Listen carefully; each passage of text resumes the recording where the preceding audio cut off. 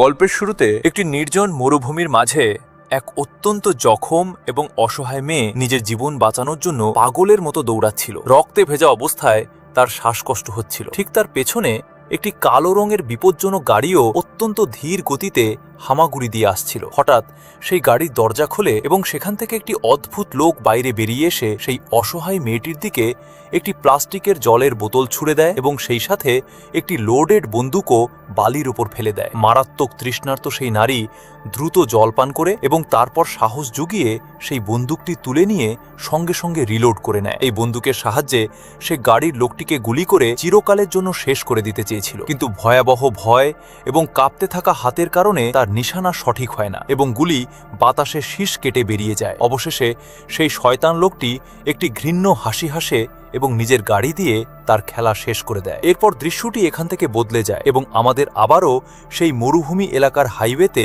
অন্য একটি মেয়েকে দেখানো হয়। এই মেয়েটির নাম ছিল ববি, যে এই সময় নিজের বোনের সাথে ফোনে কথা বলতে বলতে বেশ দ্রুত গতিতে নিজের গাড়ি চালাচ্ছিল। সেই দুই বোনের কথোপকথন থেকে পরিষ্কার বোঝা যাচ্ছিল যে ববি তার বয়ফ্রেন্ডের সাথে দেখা করতে যাচ্ছিল। যদিও সেই ছেলেটির অতীতের রেকর্ড একেবারেই ভালো ছিল না এবং সে আগেও কখনো ববির সাথে ভালো ব্যবহার করেনি। অতীতে সে বেশ কয়েকবার তর্কের সময় ববির গায়ে হাতও তুলেছিল। ফোনে তার বোন তাকে বারবার বোঝায় যে এমন যেন না হয় যে ওই ছেলেও আমাদের বাবার মতো এক অত্যন্ত খারাপ মানুষ প্রমাণিত হয় এবং তোমাকেও তোমার পুরো জীবন নিজের মায়ের মতো দুঃখ সহ্য করতে হয়। কিন্তু ববি তার বোনের এই বাস্তবসম্মত কথা একেবারেই শোনে না, কারণ সে আপাতত তার এই ভাঙতে বসা সম্পর্ককে একটি শেষ সুযোগ দিতে চেয়েছিল এবং তার মনে হচ্ছিল যে হয়তো সে শুধরে গেছে। সামনে রাস্তায় ক্রমাগত ড্রাইভিং করার সময় যখন ববির গাড়ির জ্বালানি কমে আসে তখন সে তেল নেওয়ার জন্য হাইওয়ের পাশে একটি গ্যাস স্টেশনে থামে। সেখানে তার দেখা হয় সেই এলাকার একজন স্থানীয় শেরিফের সাথে। শেরিফ ছিল পুলিশের পোশাকে থাকা এক ব্যক্তি যে ববিকে দেখা মাত্রই তার কাছে আসে এবং তাকে খাওয়ার জন্য ঠান্ডা বিয়ার অফার করে, কিন্তু তার উদ্দেশ্য এবং কথাবার্তার ধরন শুরু থেকেই বেশ অদ্ভুত এবং অস্বস্তিকর লাগছিল। ববির সেই অজানা শেরিফের সাথে ফালতু কথা বলা বা যোগাযোগ তৈরি করার ব্যাপারে বিন্দুমাত্র আগ্রহ ছিল না, তাই সে তার অফার প্রত্যাখ্যান করে। সে চুপচাপ গ্যাস স্টেশনের কাউন্টারে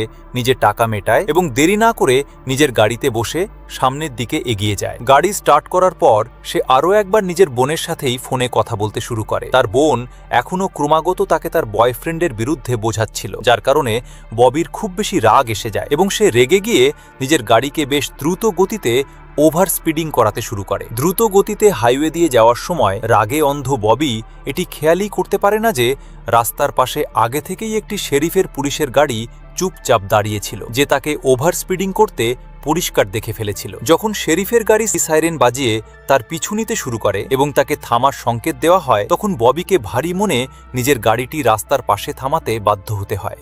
ববি জানলার কাচ নিচে নামিয়ে দেখে যে এটি সেই একই শেরিফ ছিল যে কিছুক্ষণ আগে স্টেশনে তার সাথে জোর করে কথা বলার চেষ্টা করছিল। শেরিফ বেশ কঠোর এবং রূঢ় মনোভাব দেখিয়ে তার গাড়ির সমস্ত নথিপত্র এবং ড্রাইভিং লাইসেন্স পরীক্ষার জন্য চায়। ববি নিজের কাগজপত্র তাকে দিয়ে দেয়। কাগজপত্র দেখার নাটক করার পর শেরিফ হঠাৎ ববিকে জানায় যে তার উপর পুরো $8,000 বিশাল জরিমানা করা হয়েছে। এটি শোনা মাত্রই ববির হুঁশ উড়ে যায় এবং সে পুরোপুরি চমকে ওঠে, কারণ $1,000 একটি অনেক বড় অঙ্ক ছিল এবং এই সময় তার কাছে এত টাকা ক্যাশ হিসেবে ছিলই না। তখন শেরিফ নিজের পক্ষ থেকে একটি মিথ্যা গল্প ফেদে বলে যে একটু পেছনে তাকিয়ে দেখ, আমার পুলিশের গাড়ির সামনের আলোগুলো পুরোপুরি ভেঙে গেছে। তুমি তোমার গাড়ির জানলা থেকে কিছু ভারী জিনিস ছুঁড়েছে যেগুলোর কারণে আমার গাড়ির আলো ভেঙেছে। ববি তো এমন কিছুই করেনি এবং সে পুরোপুরি নির্দোষ ছিল, কিন্তু কেন জানি এই খামখেয়ালি শেরিফ এমন মিথ্যা অপবাদ সেই নিষ্পাপ মেয়েটির ওপর লাগাচ্ছিল। ববি যখন নিজের পক্ষে সাফাই দেওয়ার চেষ্টা করে তখন শেরিফ তার একটি কথাও শোনে না এবং বেশ রূঢ়ভাবে বলে যে যদি ক্যাশ না থাকে তবে তুমি সরাসরি সামনের গ্যাস স্টেশনে যাও এবং ওখানকার এটিএম থেকে ক্যাশ তুলে নিয়ে এসো। শেরিফ আগে নিজের শর্ত রেখে বলে যে যতক্ষণ না তুমি পুরো $1,000 ক্যাশ এনে আমাকে দিচ্ছ ততক্ষণ তোমার ফোন এবং তোমার সমস্ত নথিপত্র আমার কাছেই জব্দ থাকবে। ববি এখন ভীষণ রেগে যায় এবং তাকে প্রশ্ন করতে শুরু করে যে ভাই, এটা কোনো আইন? আপনি কোনো কারণ ছাড়াই বেআইনিভাবে আমার মোবাইল ফোনও নিজের দখলে নিয়েছেন। শেরিফও এবার মারাত্মকভাবে ক্ষেপে যায় এবং তার উপর চিৎকার করে বলে যে আমি যতটুকু করছি চুপচাপ ততটুকুই করো, নতুবা পরিণতি খারাপ হবে। হার মেনে ববি পায়ে হেঁটেই সামনের গ্যাস স্টেশনের দিকে এগিয়ে যায়, কিন্তু যখন সে সেখানে পৌঁছায় তখন সে আরও একটি বড় ধাক্কা খায়। সেখানে গিয়ে জানা যায় যে সেই গ্যাস স্টেশনের এটিএমটি গত 10 দিন ধরে পুরোপুরি বন্ধ হয়ে পড়ে আছে। ববি অত্যন্ত চিন্তিত হয়ে ওখানকার মালিককে নিজের বিপদের কথা জানায় যে তাকে একজন শেরিফ আটকে রেখেছে এবং তার উপর $1000 জরিমানা চাপিয়েছে। গ্যাস স্টেশনের মালিক ববিকে একটি অত্যন্ত ভয়ানক এবং চমকে দেওয়ার মতো সত্য জানায়। সে জানায় যে প্রতি সপ্তাহে বহুবার আলাদা আলাদা নিষ্পাপ মেয়েরা কাঁদতে কাঁদতে এখানে আসে, যাদের জরিমানা ভরার নামে এটিএম থেকে টাকা তুলতে হয়। মালিকের এই কথা শুনে ববি খুব ভালোভাবেই বুঝতে পেরেছিল যে এই শেরিফ এসব ইচ্ছাকৃতভাবেই করে। তার একা এবং অপরিচিত মেয়েদের রাস্তায় আটকে হয়রানি করতে, ভয় দেখাতে এবং তাদের শিকার করতে এক ধরনের অসুস্থ আনন্দ হয়। শেরিফের এই জঘন্য এবং পাশবিক উদ্দেশ্য বুঝতে পেরে ববি সিদ্ধান্ত নেয় যে সে এই সাইকো পুলিশওয়ালার শিকার একেবারেই হবে না। সে ঠিক করে যে সে তাকে একটি টাকাও না দিয়ে চুপচাপ এখান থেকে চলে যাবে। এর বদলে তার ড্রাইভিং লাইসেন্স, আইডি এবং ফোন চিরকালের জন্য তার কাছেই পড়ে থাক। ববিকে সেখান থেকে দূরে পালিয়ে যেতে দেখে দূরে দাঁড়িয়ে থাকা শেরিফ নিজের চিলের মতো তীক্ষ্ণ দৃষ্টিতে তা দেখে ফেলে। আমরা দেখতে পাই যে শেরিফের হাতে থাকা ববির জব্দ করা ফোনে তার বান্ধবীর ক্রমাগত কল আসছিল। শেরিফ কোনো দ্বিধা ছাড়াই কলটি রিসিভ করে বলে দেয় যে ববি এখন ব্যস্ত আছে এবং সে তোমাকে পরে কল করবে। এরপরে সে যখন গাড়ির ড্যাশবোর্ডের বক্সে ফোনটি ফেলে তখন আমরা দেখতে পাই যে সেই বক্সে অসংখ্য নিষ্পাপ মেয়েদের আইডির সাথে প্রচুর ফোন রাখা ছিল। শেরিফ এখন নিজের সার্ভিস গানটি বের করে পালিয়ে যাওয়া ববির গাড়ির হেডলাইটের ওপর গুলি চালিয়ে দেয়। গুলির বিকট শব্দ শোনা মাত্রই গাড়ির ভারসাম্য বিগড়ে যায় এবং ববিকে বাধ্য হয়ে নিজের গাড়ি থামাতে হয়। শেরিফ রেগে তার গাড়ির কাছে আসে এবং বেশ আক্রমণাত্মক হয়ে জিজ্ঞাসা করে যে তুমি ওখান থেকে অনুমতি ছাড়া কেন পালালে, যেখানে আমি তোমাকে সেখানে দাঁড়িয়ে আমার অপেক্ষা করতে বলেছিলাম।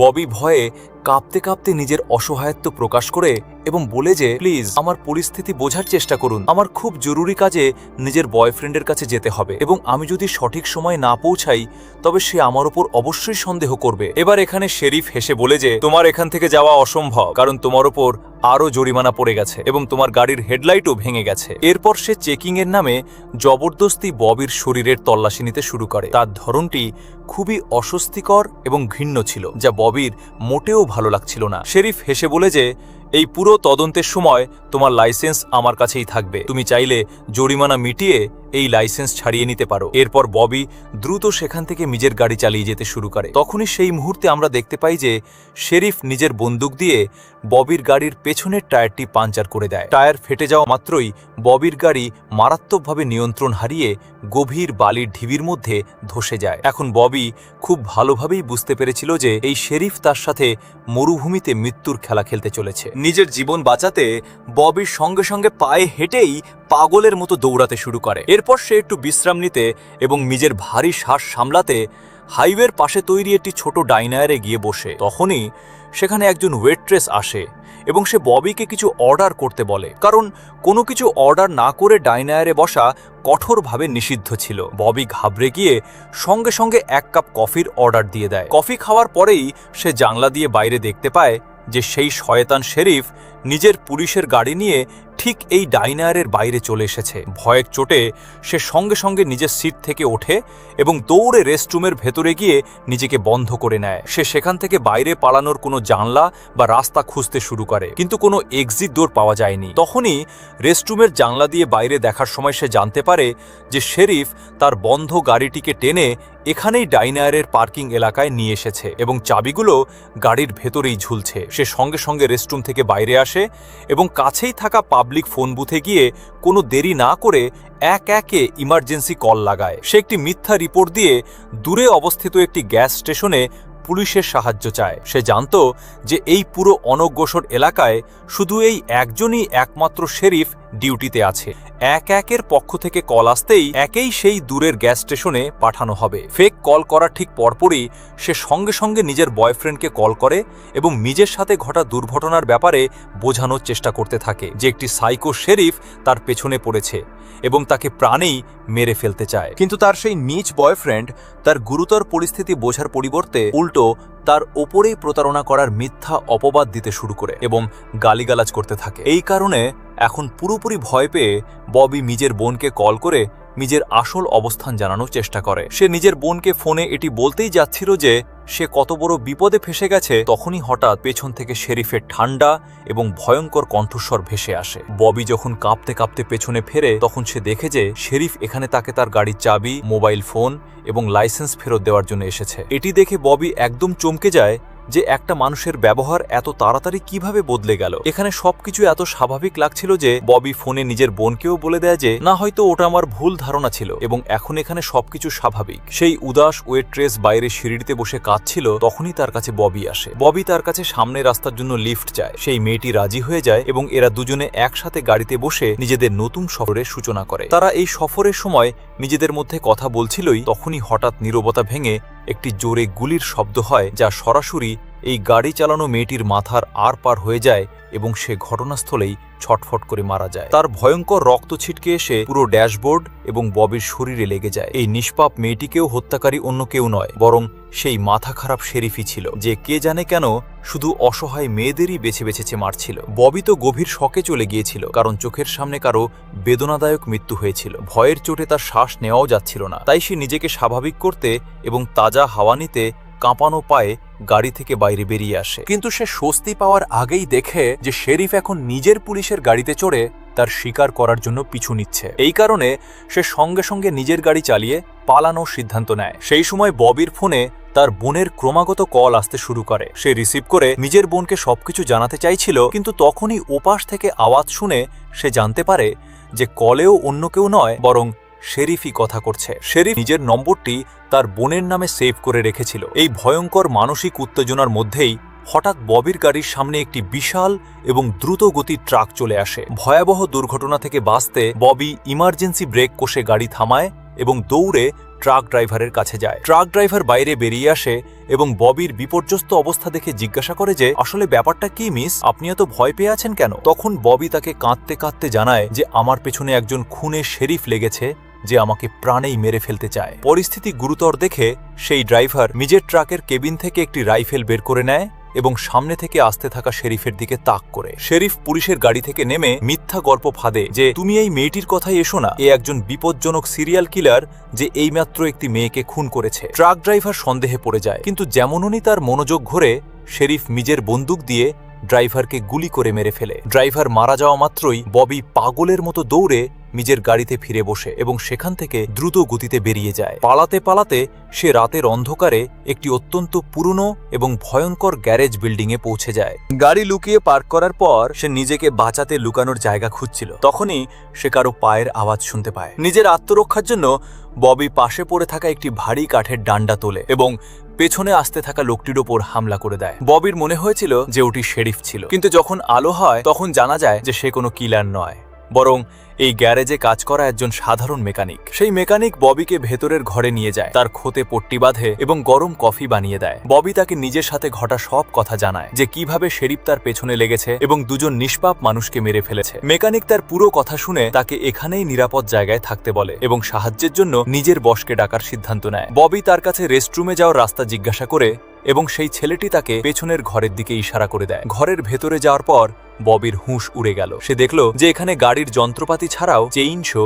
আর এবং মানুষের হাড় কাটার অদ্ভুত সব যন্ত্রপাতি ভর্তি হয়ে আছে। আরও সামনে যাওয়ার পর সে দেওয়ালে শত শত নিষ্পাপ মেয়েদের আইডি, লাইসেন্স এবং ছবি দেখতে পায়। এটি দেখে ববি বুঝতে পারে যে এই জায়গাটি সেই সাইকো শেরিফেরই গোপন মর্ডার রুম। তখনই পেছন থেকে শেরিফ চলে আসে এবং বলে যে আইডিতে লেখা নম্বরগুলো বলে দেয় কোন মেয়ে মরার আগে কতদূর পর্যন্ত পালাতে পেরেছিল। তখনই পেছন থেকে সেই মেকানিক লোহার রড দিয়ে ববির মাথায় আঘাত করে তাকে অজ্ঞান করে দেয়। জানা যায় যে এই মেকানিকও শেরিফের আপন ভাই ছিল এবং দুই সাইকো ভাই মিলে মেয়েদের শিকার করত। যখন ববির জ্ঞান ফেরে তখন সে একটি ভারী কাঠের চেয়ারের সাথে শক্ত দড়ি দিয়ে বাঁধা ছিল। শেরিফ তার সামনে বসে এবং ছুরি চকচক করাতে করাতে নিজের ক্ষোভ ও ঘৃণার গল্প শোনায় যে তার মা এক চরিত্রহীন নারী ছিলেন, যার কারণে ছোটবেলায় তাদের অনেক অত্যাচার সহ্য করতে হয়েছিল এবং এই কারণেই তারা নিজেদের মাকে খুন করে দিয়েছিল। এরপর সে ববিকে একটি ছুরি দেখায় এবং ভয়ঙ্কর সত্য জানায় যে এটিকে আমি নিজের মায়ের চামড়া এবং হাড় শুকিয়ে বানিয়েছিলাম। এরপর সেই পশুটি নিজের পকেট থেকে যন্ত্র বের করে ববির জিভ বাইরে টানে এবং অত্যন্ত নির্মমভাবে সেই ছুরি দিয়ে কেটে আলাদা করে দেয়। অতিরিক্ত রক্তক্ষরণ এবং অসহ্য যন্ত্রণার কারণে ববি আবারও অজ্ঞান হয়ে যায়। যখন তার জ্ঞান ফেরে তখন সে দেখে যে তাকে চেয়ার থেকে আলগা করে দেওয়া হয়েছে। ববি সাহস করে ওঠে এবং সে সেই মায়ের চামড়ার ছুরিটি তুলে নেয় এবং প্রতিশোধ নেওয়ার পরিকল্পনা করে। ববি রাতের নিচ্ছিদ্র অন্ধকারে নির্জন মরুভূমিতে দৌড়াতে শুরু করে এবং শেরিফ নিজের পুলিশের গাড়ি নিয়ে তার পিছু নিতে থাকে। দৌড়াতে দৌড়াতে যখন ববি ক্লান্ত হয়ে বালির উপর পড়ে যায় তখন শেরিফ একটি গুলি ভরা বন্দুক তার কাছে ছুড়ে দেয়। শেরিফ আশা করছিল যে সে তার উপর গুলি চালাবে এবং নিশানা মিস করবে, কিন্তু ববি সরাসরি বাতাসে গুলি ফায়ার করে এবং মরে যাওয়ার নাটক করে। যেমনই শেরিফ তার লাশ দেখতে কাছে আসে, ববি বিদ্যুতের গতিতে উঠে দাঁড়ায় এবং তার সেই ছুরি দিয়েই শেরিফের ঘাড়ে এলোপাথারি আঘাত করে দেয়। ছটফট করতে থাকা শেরিফের গাড়ির চাবি ছিনিয়ে নিয়ে ববি ড্রাইভারের সিটে বসে এবং সেই পশুকে নিজের গাড়ির চাকায় বারবার পিষে মেরে ফেলে। এরপর ববি গ্যারেজে ফিরে যায়, মৃত মেয়েদের আইডি এবং শটগান তুলে নেয় এবং হামলাকারী মেকানিক ভাইকেও গুলি করে খতম করে দেয়। সে গাড়ি নিয়ে রওনা হয় এবং রাস্তায় বয়ফ্রেন্ডের কল আসায় ফোন বাইরে ছুঁড়ে ফেলে দেয়। গাড়ির পাশের সিটে রাখা আইসবক্সে তার কেটে যাওয়া জিভ সুরক্ষিত রাখা ছিল, যা সে হাসপাতালে পৌঁছে ডাক্তারদের দিয়ে আবারও জোড়া লাগিয়ে নেবে। এরই সাথে এই গল্পটি শেষ হয়ে যায়। তো বন্ধুরা, আপনাদের এই গল্পটি কেমন লাগলো কমেন্টে অবশ্যই জানাবেন এবং এই ধরনের গল্পের জন্য আমাদের চ্যানেলটিকে সাবস্ক্রাইব অবশ্যই করবেন।